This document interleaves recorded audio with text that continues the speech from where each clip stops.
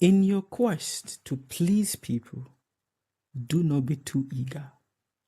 You see, there are so many of us that when we love people or we see certain people, or maybe we have something new, we become very eager like a child to want to show what we have to people, to want to please people. But in the process of being eager to please people, you at the end what you get is the displeasure of people. And now this is one of the things that we use in punishing ourselves a lot mentally, whereby we start asking ourselves questions, but why is this person doing this to me? I gave all of myself to this person. I gave all of my time to this person. I gave all of my effort to this person. And this is what this person used in repaying me back. You must understand that this repayment of good for bad is never a new thing. It has been there since the very beginning of time. This is the story of Vashishta and Vishwamitra. Vashishta was a sage who was very eager to please his guest that came to visit him, which was Vishwamitra.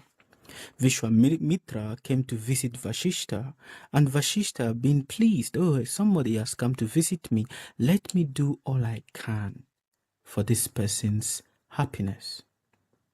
The effort and the all that Vashishta could do to make sure that Vishwamitra and his assistant that came to visit him were all satisfied, all became the beginning of an eternal feud, an eternal enmity.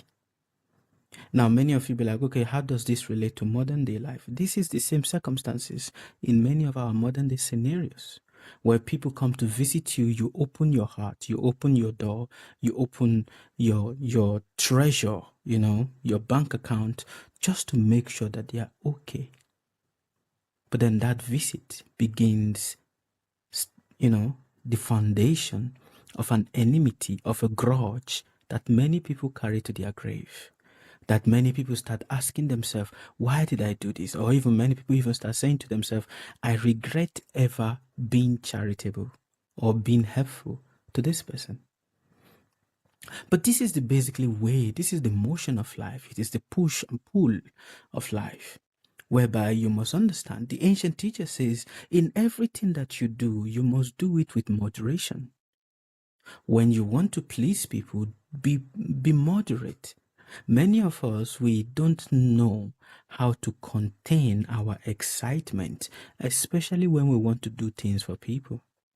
The ancient teacher says this not being able to contain your excitement is nothing but just the show of the ego. Just like when you buy new things, there's this natural show of the ego, especially if you buy a new car. You've bought a new car. When you buy a new car and you're driving down the road, there's this show of the ego that the ego wants to show it off to people. Do you see what I've gotten? Do you see what I've gotten? But now that start become what? The source of your mental lamentation and your mental worry. When you become extremely overjoyed to show what you have achieved. And hence the ancient teachers and all the ancient philosophers have always said, be moderate. Be like the ocean. For no matter how much water of the river flows into the ocean when it is the raining season, the ocean never becomes overfilled, neither does the ocean become overly joyful. And when it is summer and all the rivers has dried up and there's no more water from the river flowing into the ocean also does not complain that, oh, there is no more water coming inside of me. And the point is, unless and until you learn to be self-contained within yourself, unless and until you learn to be self-contained within yourself and not expecting that you need to please people for you to be fulfilled. When this balance is not there, our life becomes miserable. Our circumstances becomes miserable. And then we will start feeling morose. Life actually becomes a punishment when there's no balance. So be balanced with your emotions of joy.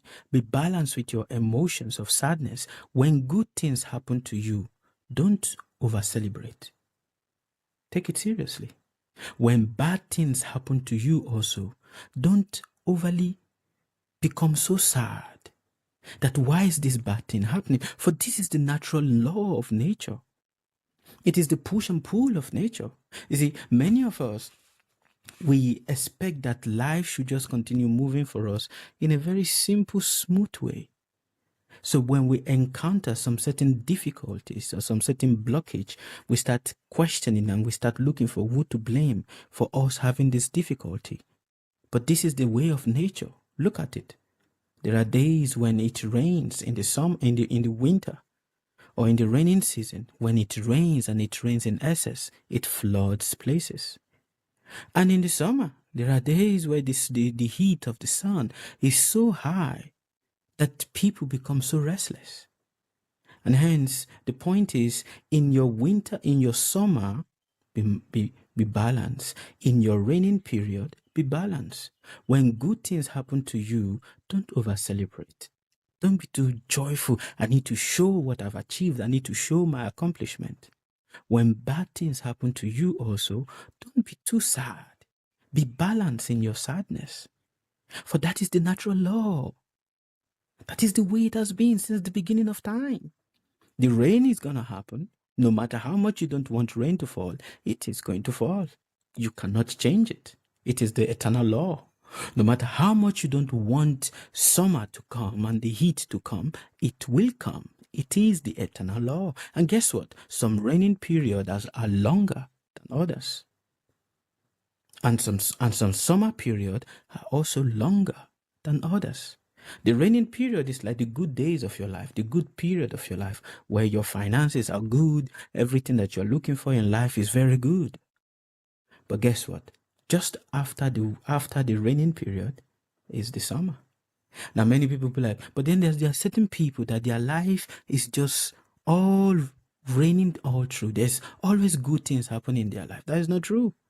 That is you trying to measure from the perspective of what you see outside. Everyone passes through this, whether they are extremely wealthy or not extremely wealthy. Your duty is to learn to be an expert farmer.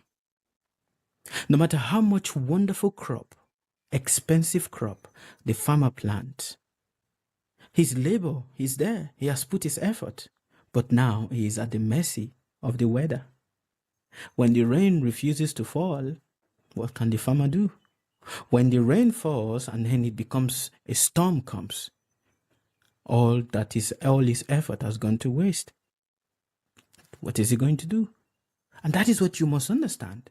In life, there will be storms. It is the natural law. But expecting that because I'm a human being, because I'm human, and I'm praying so nothing bad should happen to me, that is the big mistake. That is a bad education.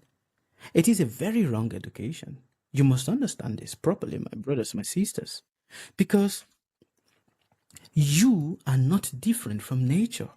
What happens outside that you see in nature also happens inside of you. There are days your body is healthy and there are days your body is not healthy. That is the natural cycle of nature.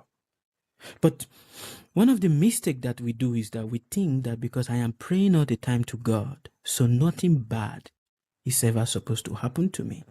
That is where you are wrong. Your prayer is not the qualification that you are special. It has never been. No matter how much you pray, does not mean that now you are on a good book, that you are special, that nothing bad is going to happen to you. It will happen to you. It will, because you are nature.